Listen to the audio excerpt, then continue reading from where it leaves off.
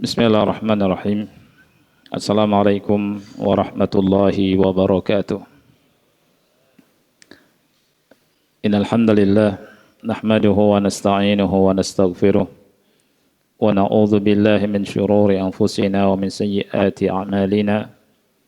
May yahdihillahu fala mudilla lahu wa may yudlil fala hadiya lahu. Asyhadu an la ilaha illallah wahdahu la syarika lahu wa asyhadu anna Muhammadan abduhu wa rasuluh. Ya ayyuhalladzina amanu taqullaha haqqa tuqatih wa la tamutunna illa wa antum muslimun. Ya ayyuhan nasu taqu rabbakumul ladzi khalaqakum min nafsin wahidah wa khalaqa minha zawjaha wa batha minhuma rijalan katsiran wa nisaa'a wattaqullaha alladzi tasaaluna bihi wal arham innallaha kana 'alaikum raqiba. Ya ayyuhalladzina amanu taqullaha wa qulu qawlan sadida yuslih lakum a'malakum wa yaghfir lakum dhunubakum wa may yuti'illaha wa rasulahu faqad faza fawzan 'azima. Amma ba'du fa inna asdaqal hadithi kitabullah wa khairal hadi hadi Muhammadin sallallahu alaihi wa ala alihi wasallam wa syarrul umuri muhdatsatuha fa inna kulla muhdatsatin bid'ah wa kulla bid'atin dhalalah wa kulla dhalalatin finnar. Ikhwas sekalian yang Allah muliakan, pada kesempatan yang mulia ini kita akan melanjutkan bahasan bab yang ke-44 dari hewan hadyu, dan insyaallah di kesempatan ini kita akan bahas dua hadis dari hadis Rasul kita sallallahu alaihi wasallam, hadis yang ke-243 dan 245 yang dengannya kita akan menyelesaikan satu bab ini, dan semoga Allah subhanahu wa ta'ala memberikan ilmu yang bermanfaat kepada kita semua sehingga Allah angkat derajat kita semua, dan semoga Allah memberikan pahala yang besar kepada kita semua karena menyelesaikan satu bab dari bab ilmu ini merupakan keutamaan. Sehingga Al-Hasanul Basri rahimahullah pernah berkata, babun minal ilmi yata'allamuhul mar'u khairun lahu minad dunya wa ma fiha. Satu bab ilmu yang dipelajari oleh seseorang itu lebih baik daripada dunia beserta isinya. Kita berharap Allah berikan pahala kepada kita, dan setiap pekannya kita terus menambah pahala, karena setiap hari bukan malah semakin muda, setiap hari kita semakin tua. Setiap hari semakin tua, setiap pekan tambah tua, tambah bulan tambah tua, ternyata sudah sampai Desember. Ya, sebentar lagi kalau dari sisi Masehinya mau tahun baru. Ya. Ikhwah yang Allah muliakan, kita akan bahas hadis 243 ya. Ana menyebutkan tahun baru bukan berarti nyuruh antum merayakan tahun baru, ya. Tapi sesuatu yang sangat wajar kalau kita ingat bahwa umur kita akan bertambah, dan pasti umur kita bertambah. Setiap harinya jatah hidup kita di dunia berkurang, jatah oksigen kita berkurang, dan mengingatkan kita akan kematian. La haula wa la quwata illa billah. 243 hadis dari Ali bin Abi Thalib radhiyallahu anhu, semoga Allah meridai beliau. Beliau sahabat mulia sekaligus merupakan sepupu Nabi Muhammad sallallahu alaihi wasallam dan menantu Nabi Muhammad sallallahu alaihi wasallam, karena Ali bin Abi Thalib menikah dengan Fatimah, putri Nabi kita yang kita cintai, Nabi Muhammad sallallahu alaihi wasallam. Dan beliau khalifah yang keempat, ya. Ia berkata, amarani Nabi sallallahu alaihi wasallam, Nabi memerintahkan aku. Maksud memerintahkan di sini artinya talab dzi sultah, jadi minta kepadaku orang yang punya sultah, kemampuan, punya kekuasaan. Dan itu terjadi di Haji Wada tahun 10 Hijriah. An aku ma'ala budnihi, untuk mengurus hewan-hewan hadyunya, onta-onta beliau. Budan itu jamak dari badanah. Wa an atasaddaqa bilahmiha wa juludiha wa ajillatiha. Kemudian aku bersedekah dengan dagingnya, kulitnya dan ajillahnya. Wa la u'til jazzara minha syai'an. Dan aku tidak memberikan sesuatu dari hewan hadyu tersebut kepada jazar, kepada penjagal sama sekali. Waqal, dan beliau berkata, nahnu nu'tihi min indina. Kami beri untuk penjagal dari kami langsung, bukan bagian dari hewan hadyunya atau hewan kurbannya. Hadis yang mulia ini, ikhwan yang Allah muliakan, ada beberapa faedah. Faedah yang pertama adalah masyru'iyatul hadyi, disyariatkannya hewan hadyu,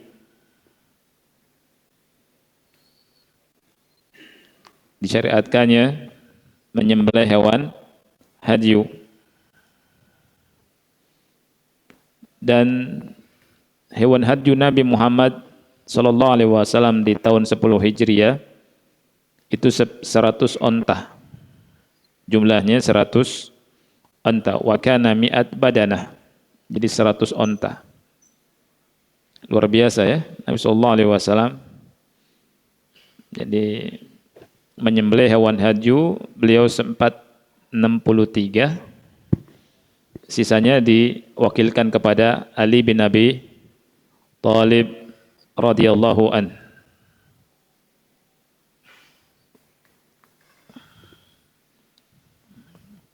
Al-Imam An-Nawawi rahimahullahu taala berkata, yustahabbu liman qasada Makkah bihajjin aw umratin an yuhdi ilaiha syai'an minal ghanam. Disunnahkan bagi orang yang pergi ke Mekah untuk menunaikan ibadah haji atau umrah untuk menghadiahkan sesuatu berupa kambing, ya, artinya menyembelih hewan hadyu berupa kambing.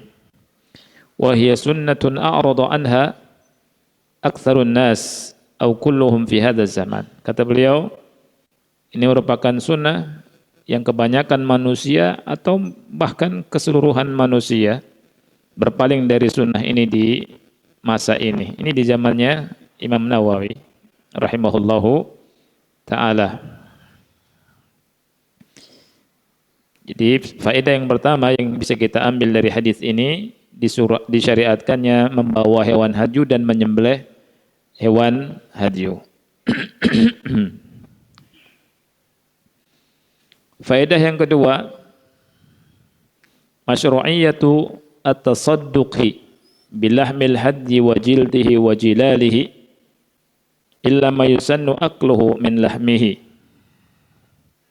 Disyariatkannya bersedekah dengan daging hewan hadyu atau kulitnya atau jilalnya. Jilal ini yang ada di atas punggung hewan tersebut. Ya, dari kisah itu yang ada di atas punggung hewan itu. Kecuali yang disunahkan untuk dimakan. Jadi boleh ya, orang yang menyembelih hewan korban atau hewan hadyu ngambil bagian untuk memakannya. Ya. Boleh nggak makan kulit? Boleh. Ya. Karena kata ulama li'annal juluda tajri majral lahmi fit tasadduq. Julud yang namanya kulit itu sama hukumnya seperti dagingnya ketika disedekahkan. Antum mendapatkan fikih dari hadis ini di mana Ali bin Abi Thalib berkata, wa an atasaddaq bilahmiha wa juludiha wa ajillatiha. Aku mensedekahkan dagingnya dan kulitnya. Jadi kulit itu disedekahkan. Ya. Disedekahkan digunakan untuk yang sesuai dengan syariat ya. Yang ketiga, jawazut tawkil fi kismil lahmi al-hadyi wa tasadduq bihi. Bolehnya mewakilkan dalam membagi, dalam mendistribusikan daging hewan hadyu dan dalam bersedekah dan dalam menyedekahkannya. Dan ini yang banyak terjadi. Banyak orang yang berkorban atau menyembelih hewan hadyu tidak mampu dan tidak sanggup untuk mengurus langsung. Bahkan nyembelihnya nggak bisa. Ya, sehingga dia wakilkan ke orang, ini boleh. Orang itu menyembelihnya, orang itu mengurus dagingnya, kemudian dibagi-bagikan dan disedekahkan. Ya, hukumnya sah. Seperti Rasul sallallahu alaihi wasallam mewakilkan kepada Ali bin Abi Thalib radhiyallahu anhu. Sangat jelas di sini hadisnya, di mana Ali radhiyallahu anhu berkata, "Amaronin Nabi, Nabi memerintahkan aku untuk mengurus hewan hadyu beliau, onta-ontanya, dan untuk membagi-bagikan, menyedekahkannya, dagingnya, kemudian kulitnya dan jilalnya." Jadi tidak ragu bahwa hal itu dibolehkan. Mungkin di antara kita ada yang merasa sepertinya tidak boleh, ya, atau tidak sah. Nah, di sini kita dapat pelajaran bahwa mewakilkan dalam urusan ini hukumnya boleh dan sah. Kemudian yang keempat, ini penting, faedah yang keempat penting. Jawazul ijarah ala zabhil hadyi. Bolehnya menyewa orang untuk nyembelih hewan hadyu. Artinya juga boleh menyembelih hewan kurban. Karena hewan kurban ini dikiaskan kepada hewan hadyu. Kalau misalkan ditanya, apa perbedaan hewan hadyu sama hewan kurban? Kalau hewan kurban kita nyembelih di sini. Kalau hewan hadyu antum hadiahkan sengaja untuk Allah dalam rangka taqarrub ilallah, nyembelihnya di mana? Di Mekah. Ini bedanya. Ya. Kalau korban kita di sini. Kalau enggak bisa, antum sibuk atau tidak bisa nyembelih, antum bisa nyewa orang. Nyewa orang untuk memotong hewan kurban atau hewan hadyu. Wa takunul ujrah min ghairil lahmi. Nah, diperhatikan tuh. Upahnya tidak diambil dari daging. Jadi nggak boleh. Misalkan si penjagal mesen yang kepalanya ya, atau kakinya, atau kulitnya, nggak boleh sebagai upahnya, ya. Tapi kenapa tidak boleh, ikhwan? Ya, kenapa nggak boleh? Jadi nggak boleh ngasih penjagal diambil upahnya dari hewan kurban itu. Taib. Kenapa?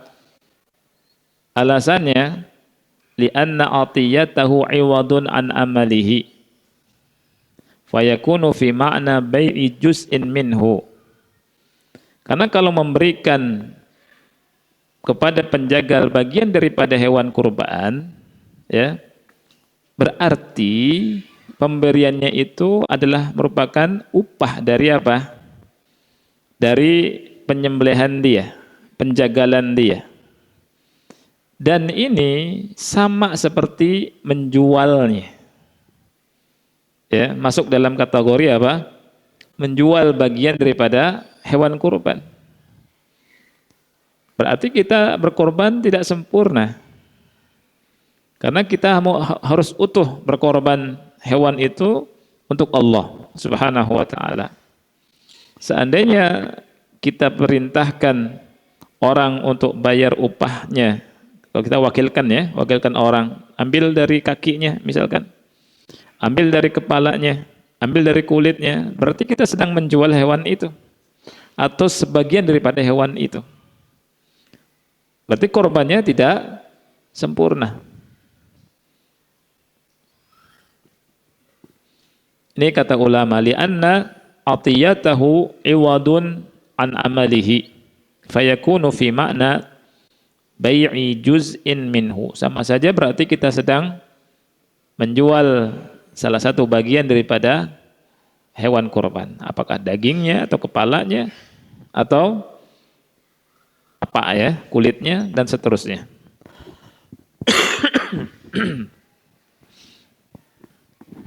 Dan di sini ada penegasan dari perkataan Ali bin Abi Thalib radhiyallahu anhu, di mana beliau berkata, "Nahnu nu'tihi min indina."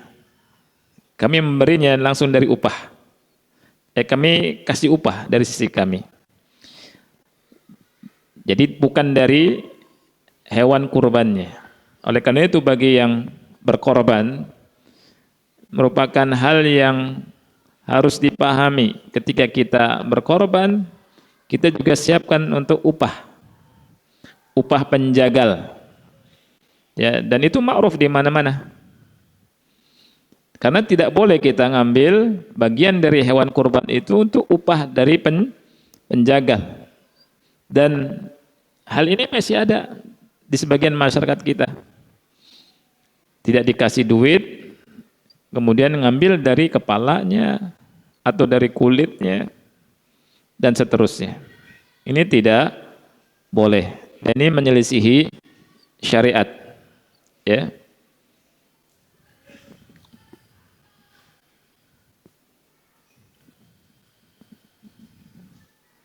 Wa ala hadza fala yajuz bai'u syai'in minal haji.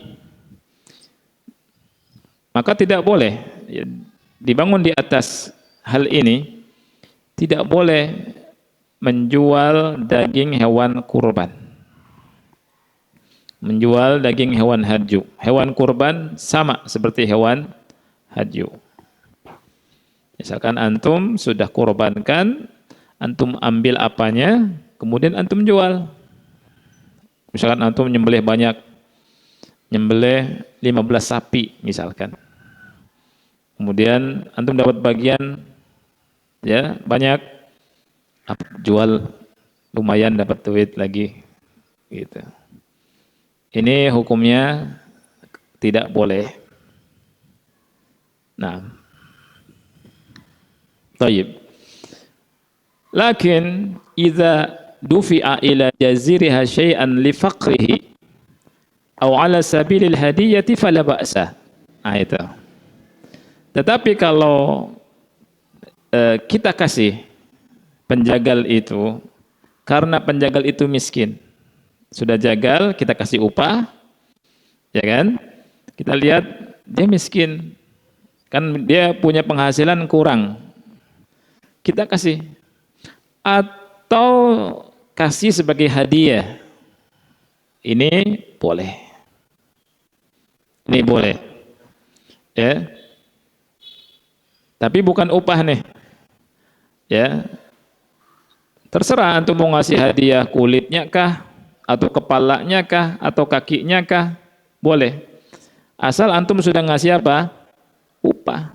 Upahnya misalkan 200.000 atau 250.000 atau 100. Berapa di sini upah penjagal?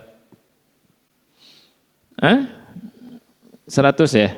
150 ya, sekitar segitu ya. Oh, 300. Paling murah 300. Subhanallah. Jangan-jangan antum yang jagal nih. Iya. Karena di sana 200. Ya. Sama kulitnya, Pak, ya. Nah, ya, kita kasih upah dulu. Ya, kasih upah. Antum nih, anak kasih upah. Habis itu kalau antum mau ngasih hadiah kulitnya boleh. Ya. Antum mau ngasih hadiah kepalanya boleh. Ya. Apalagi kalau misalkan dia miskin. Ini yang perlu diperhatikan. Kenapa? Karena dia ya, miskin berhak, li'annahu mustahiq lil akhdhi fahuwa ka ghairihi bal huwa aula. Karena dia berhak sama seperti orang miskin yang lainnya, bahkan lebih utama. Kenapa lebih utama? Kenapa lebih utama? Karena dia langsung yang motong dan hatinya ingin ngambil bagian dari itu. Lihat pertengahan. Karena ada sebagian orang yang sama sekali nggak ngasih sama sekali. Nggak boleh, haram. Gitu. Ya, ini juga keterlaluan. Ya, penjagalnya mau miskin, keluarganya hidup seadanya. Antum pakai letterlock hadis ini kan sudah dikasih upah, nggak boleh dikasih gitu. Ini bahlul juga yang semacam ini. Kasihan, hatinya apa? Hatinya itu berharap.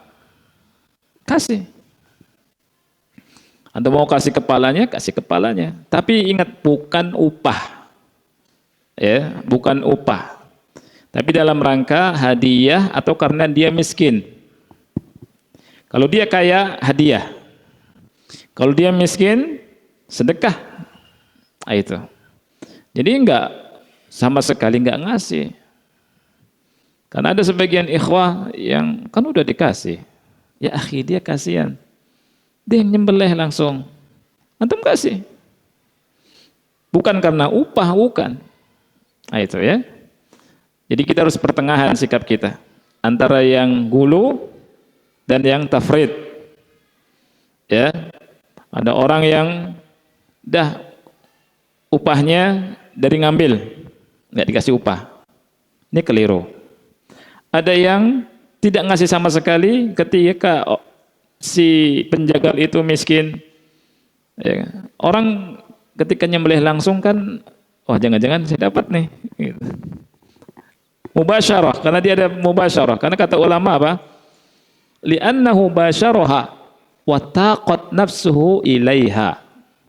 Karena dia langsung yang menjagal, yang nguliti, dan dia condong mau mendapat bagiannya. Wa in a'tahu ujratahu kamilatan awwalan, ya, summa a'tahu minha fahuwa aula. Lihat. Jadi dikasih dulu ujrohnya, upahnya sempurna, baru dikasih bagian dari kambing. Ini yang benar, ya. Jadi ini yang tepat, bisa dipahami ikhwan ya. Jadi sebelum ngasih hadiah, antum bayar upah dulu.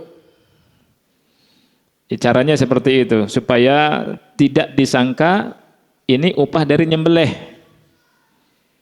Mas berapa mas? 300 misalkan kayak antum ya. Kasih 300 dulu.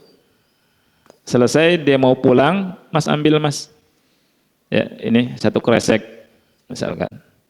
Atau antum mau kepalanya ambil. Atau mau kulitnya ambil. Begitu. Jadi bayar upahnya dulu. Ini yang diperdebatkan oleh banyak orang. Ya. Nah, kita ngaji jadi tahu pertengahan. Sekali lagi, tidak kita kasih sebagai upah, ya.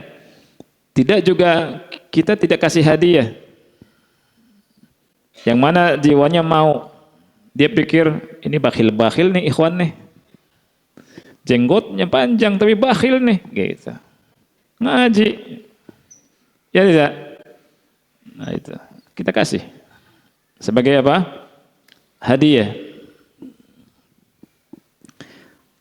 Apalagi kalau awam ya. Awam. Nah itu. Yang kelima. Al-udhiyatu maqisatun alal hadyi. Hewan kurban hukumnya sama dengan hewan hadyu. Jadi hewan kurban dikiaskan kepada hewan hadyu. Fala yajuzu bai'u syai'in minal udhiyah. Jadi tidak boleh menjual bagian dari hewan kurban, baik itu dagingnya atau kulitnya. Apa alasannya? Alasannya li'annaha malun ukhrija lillahi ta'ala falam yajuz ar-ruju' fihi. Karena ini merupakan harta yang dikeluarkan dan dipersembahkan untuk Allah Ta'ala. Ketika dipersembahkan untuk Allah Subhanahu wa Ta'ala, tidak boleh kita rujuk ngambil sesuatu darinya kemudian kita ambil manfaatnya. Beda dengan makan ya. Kalau makan boleh. Ini dijual, ini enggak boleh. Faedah yang keenam, annal hadaya tujallal wa huwa sunnatun thabitatun fil ibil. Jadi jilalnya ibil itu juga dihadiahkan. Jadi onta kan ada sesuatu yang di atasnya buat tempat duduk, punuk ya. Kisahnya, pelapisnya. Ini tidak boleh dijual. Dan ini sunnah tsabitah dalam onta. Dalam masalah penyembelihan hewan hadyu di onta. Jilalnya enggak boleh dijual, tapi dihadiahkan atau disedekahkan. Hadis berikutnya, an Ziyad ibni Jubair, dari Ziyad bin Jubair, qala, ia berkata, ra'aitu ibna Umar ata ala rajulin, aku melihat Ibnu Umar mendatangi seseorang.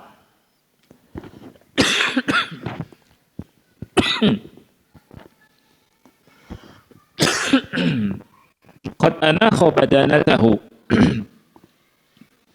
Orang tersebut sudah menderumkan ontaknya, jadi diturunkan. Fanaharaha, kemudian disembelih, dinahar. Faqal, kemudian Ibnu Umar berkata, ib'athha qiyaman, berdirikanlah, bangkitkanlah supaya berdiri. Muqayyadatan, dengan diikat.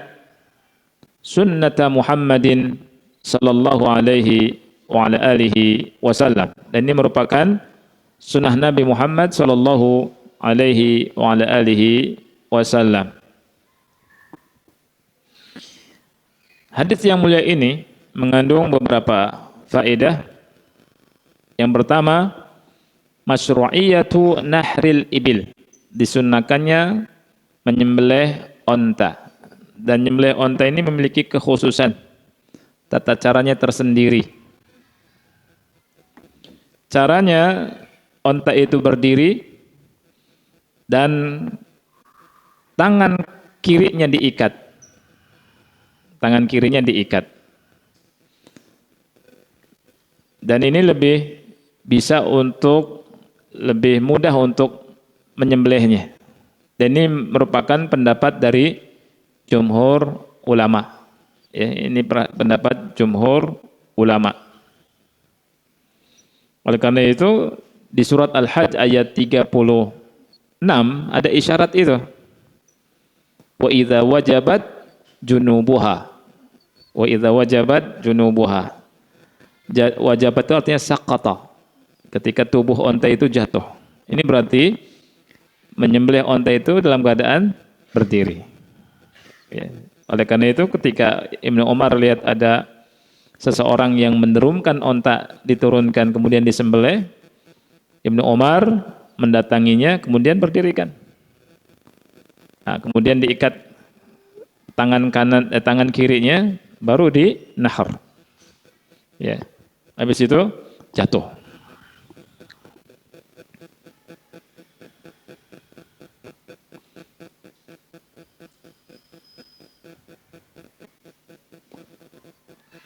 Yang kedua, ta'limul jahil wa adamu sukut ala mukhalafatis sunnah. Mengajarkan ilmu kepada orang yang bodoh, orang yang jahil, orang yang tidak ngerti agama. Dan tidak boleh diam ketika sunnah diselisihi.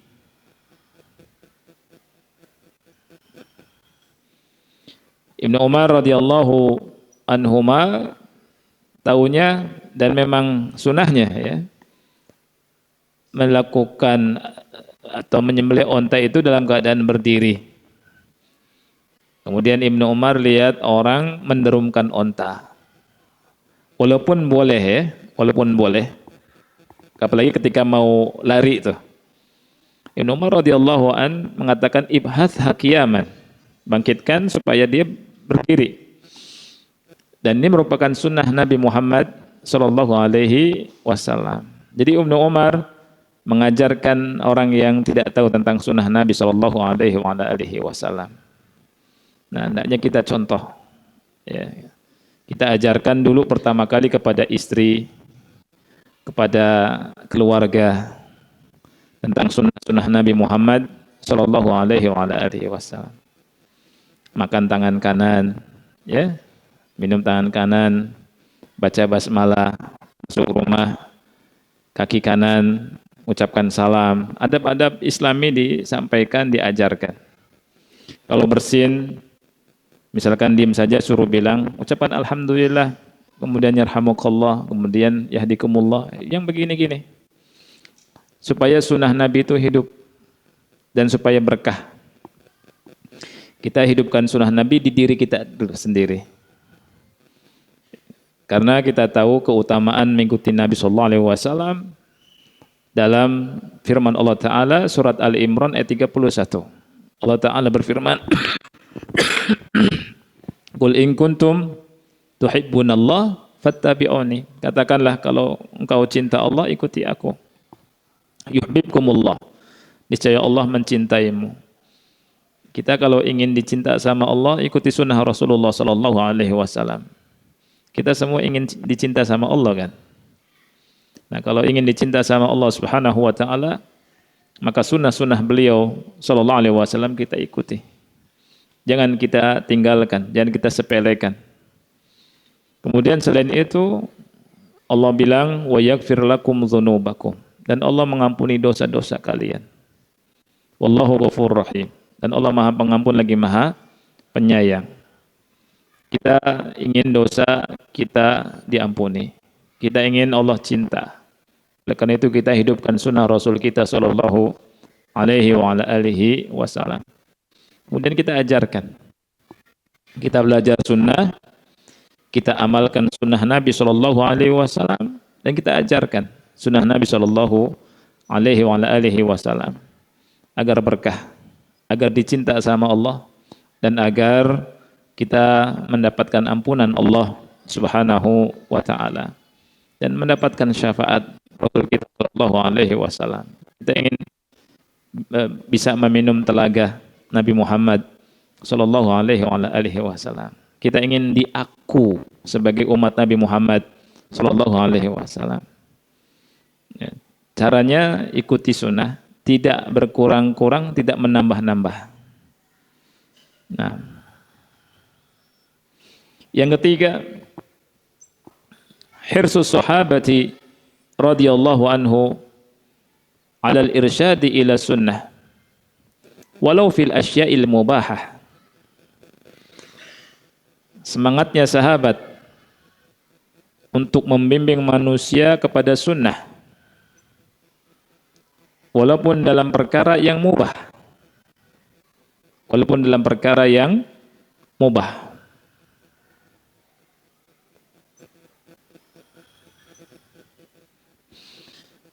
Dan itu untuk mengikat diri mereka dengan sunnah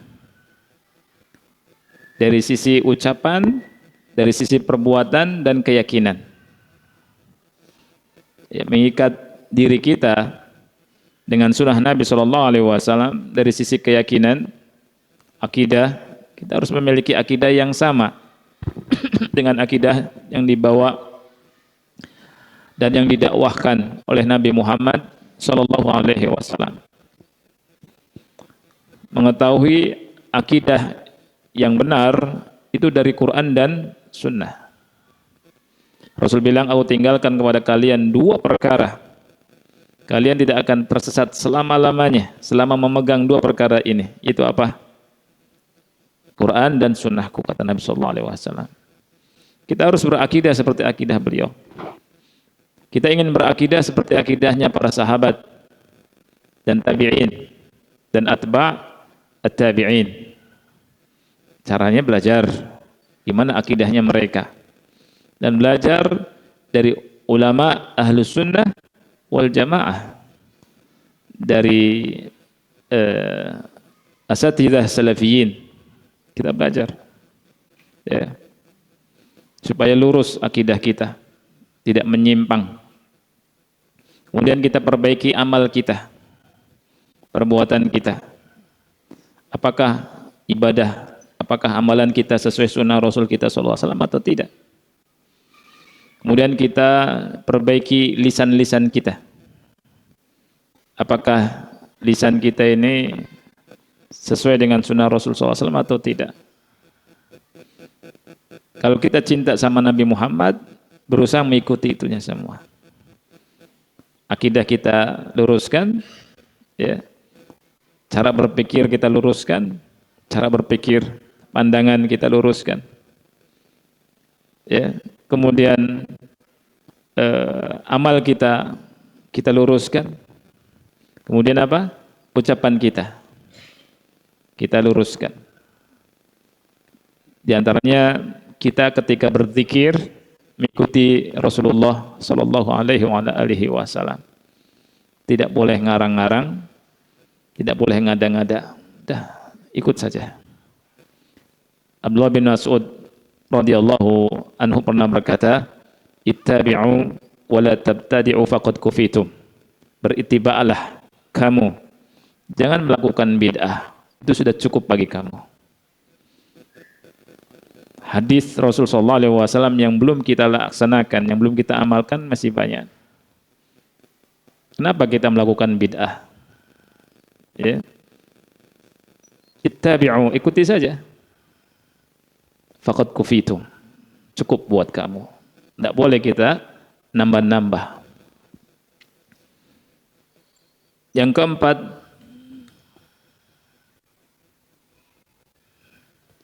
Dzikrud dalil inda al-irsyad liyakuna ad'a lil qabuli wat tuma'ninah.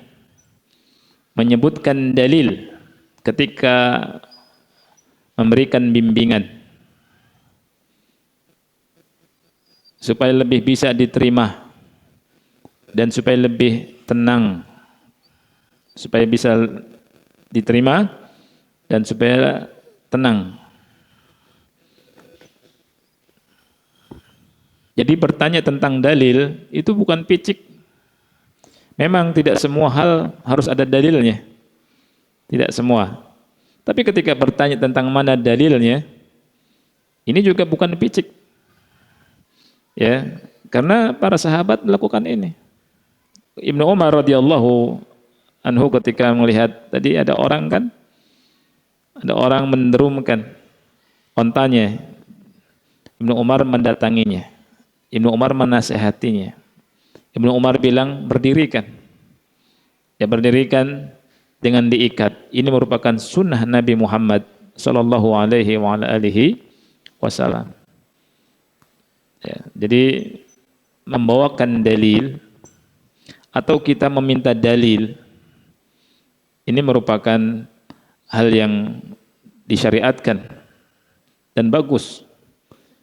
Maka aneh kalau ada orang yang mengatakan picik sekali kalau ada misalkan orang yang minta dalil gitu. Ya, dia nggak mau ketahuan bid'ahnya. Makanya nggak boleh ditanya dalilnya. Bahkan sebagiannya mematikan akal orang. Gimana tuh mematikan akal orang? Dah antum ikut saja, kamu ikut saja. Nggak usah tanya-tanya. Kalau nanya nanti kualat. Ya kan? Ada nggak yang semacam ini? Ada. Nggak boleh tanya-tanya sudah, nanti kualat. Ikut aja sudah sama guru. Ini dimatikan akalnya. Ya. Ini supaya kesesatannya itu terus berjalan langgeng. Makanya nggak aneh kalau ada banyak keanehan. Semakin aneh, semakin dianggap wali. Dia tidak. Sekarang semakin aneh, semakin dianggap wali. Ada istilah wali apa itu? Wali majdub. Nggak ada dari Quran dan Sunnah. Mana ada?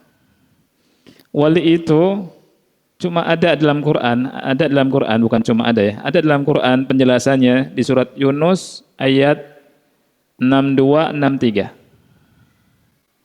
Kalau antum mau tanya siapakah wali? Adanya di surat Yunus ayat 62-63. Allah berfirman, "Ala inna awliya Allah la khaufun 'alaihim wa la hum yahzanun." Ketahuilah bahwa wali-wali Allah ini enggak ada rasa takut atas mereka dan mereka enggak bersedih hati. Wali-wali Allah sifatnya begitu. Kemudian Allah tafsirkan sendiri. Ini kata ulama, ini tafsir Quran bil Quran. Tafsir tertinggi. Ketika Allah menafsirkan langsung sebuah ayat dengan tafsirannya sendiri, enggak boleh kita menafsirkan dengan tafsiran yang lain. Ini namanya tafsir Quran bil Quran. Allah menafsirkan wali-wali dengan kalimatnya, alladzina amanu wa kanu yattaqun. Wali-wali Allah itu adalah orang-orang yang beriman dan selalu bertakwa. Makanya ulama berkata, man kana mu'minan taqiyan kana lillahi waliyan. Siapa saja orangnya yang beriman dan bertakwa, dia adalah walinya Allah. Jadi semua orang bisa menjadi wali dengan syarat iman dan bertakwa. Dan perwaliannya berderajat. Semakin kuat keimanan seseorang dan ketakwaan seseorang, semakin dekat dengan Allah. Ini wali. Gak boleh kita menyempitkan makna yang Allah luaskan. Sehingga yang namanya wali itu cuma anaknya kiai doang. Atau Gus. Atau Habib. Ya. Kalau bukan anaknya kiai, bukan wali misalkan. Tapi wali murid saja deh. Wali murid. Ini enggak benar. Lihat, Allah bilang alladzina amanu wa kanu yattaqun. Pemahaman mempersempit wali inilah yang keliru, akhi. Jadi membesarkan orang yang gila. Orang gila dianggap wali. Antum lihat tuh, orang yang enggak waras sekarang dianggap wali. Ketika antum bilang itu bukan wali, antum justru dibilangi ente enggak waras. Ilmunya belum nyampe. Ah itu. Kalimat ilmunya belum nyampe ini senjatanya dah. Senjatanya itu. Ilmu ente belum nyampe dah. Enggak usah nanya-nanya kualat ente. Ilmu belum nyampe, kualat. Ah, ini nih. Ya, ingat akhi, kalau kalimat ini keluar dari mulut-mulut mereka ahlul bid'ah, enggak usah dipercaya. Ya. Baik. Anda sudah dengar azan ya. Baik, kita insyaallah lanjutkan setelah azan. Wassalamualaikum warahmatullahi wabarakatuh.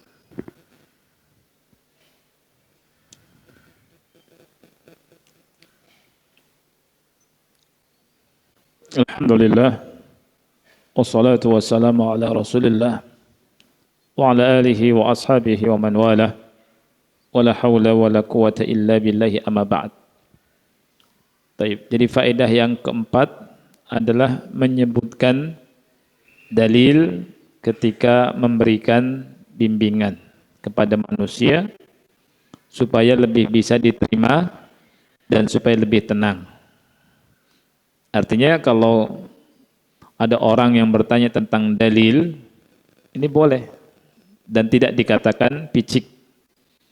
Kalau ada yang mengatakan picik sekali antum harus tanya dalil, enggak, supaya Anda lebih tenang, supaya lebih enak diterima buat saya. Dan orang lain pun ketika disampaikan dalilnya akan lebih menerima daripada hanya disampaikan apa? Disampaikan hukumnya langsung. Ketika dalil disebutkan lebih tenang. Ya. Kemudian yang terakhir, jawazu dzikrin Nabi sallallahu alaihi wasallam bismihi fi babil ikhbar. Bolehnya menyebut Nabi dengan namanya ketika memberikan khobar kepada orang dalam rangka menyampaikan informasi kepada orang.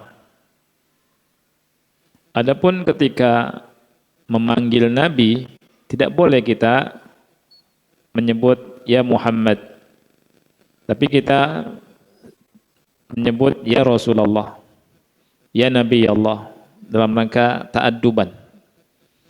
Ya. Tapi kalau dalam rangka ikhbar, ngasih informasi ke orang, seperti Ibnu Umar sedang ngasih informasi, beliau berkata ini sunnah Muhammad, ini sunnah Nabi Muhammad sallallahu alaihi wa alihi wasallam.